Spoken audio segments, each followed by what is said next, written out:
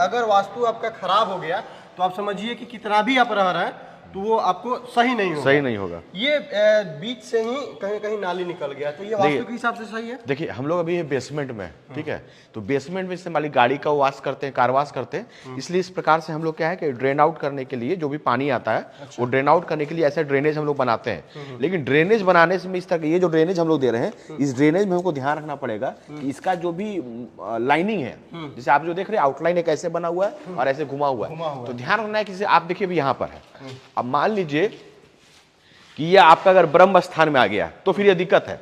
ब्रह्म स्थान में बीच में पानी का जो है लाइन है, जो गंदी पानी पार है वो पार नहीं होना चाहिए, ठीक ना। और दूसरा बात है अग्नि कोण और ईशान कोण में आपको हमेशा ध्यान रखना कि ईशान कोण और अग्नि कोण से थोड़ा हट के रहे। मान लीजिए कि ये दीवार अभी दिख रहा है, ठीक है ना, ये दीवार दिख रहा था, एक नॉर्मली कोऑर्डिनेट को बांट दिया गया, समझ गया, यहाँ से यहाँ मान लीजिए 80 फीट है तो 40 फीट, तो कोशिश कीजिए कम से कम इसका हाफ 40 फीट हो रहा है तो 40 फीट के बाद उसको दें। लेकिन फिर क्या होता है कि गाड़ी को धोने में फिर दिक्कत होगा, तो आपको उस प्रकार से स्लोप बनाना पड़ेगा। स्लोप बना करके ये जो ड्रेनेज है, इस ड्रेनेज को हल्का सा आपको शिफ्ट करना पड़ेगा।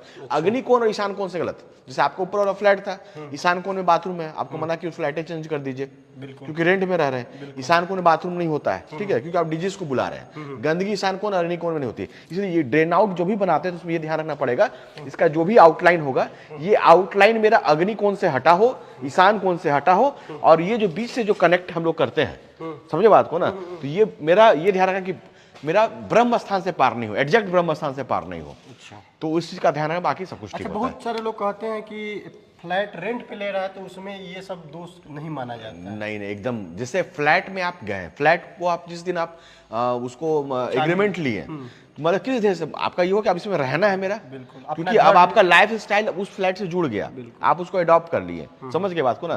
तो जिसका मालिक है उसको तो परेशानी होगा ही, लेकिन आप रह रहे तो आपको भी परेशानी 110% रहेगा। ऐसा नहीं है कि किराए का मकान है, वास्तु दोष है तो भाई ये रहे तो कोई दिक्कत नहीं। आप रह रहे हैं उस किराए के मकान में तो 100% आपको मैं बताना चाहता हूँ कि अगर उसका वास्तु दोष है तो ऐसा किराए का मकान लीजिए नहीं। अगर ले लिए हैं तो उसको खाली कर दीजिए। अगर बहुत ज्यादा दोष है, कुछ अगर निवारण करने से होता है, रेमेडीज है तो उसको करके आप रह लीजिए, समझे बात को ना।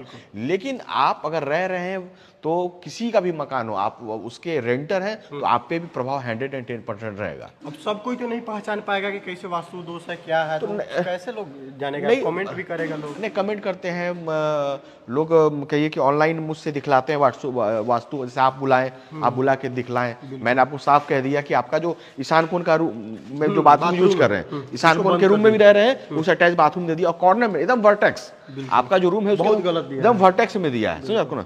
आप भाई रेंट दे रहे हो, आपके पास सुविधाएं हैं, आप उसको चेंज कर दो एक लाइन में, सिंगल लाइन में, क्योंकि वो ईशान कोण में अगर बाथरूम होता है, अग्नि कोण में बाथरूम होता है, मैं उसका कोई रेमेडीज नहीं देता हूँ क्योंकि इसका कोई निवारण नहीं है। ये बहुत ही गलत है, इसलिए आप उसको चेंज कर दीजिए। और नहीं तो आप रह करके 2 महीना आप देख लीजिए, आपको समझ में आ जाएगा क्या दिक्कत होता है, नहीं दिक्कत होता है, समझ में अपने आप आ जाएगा।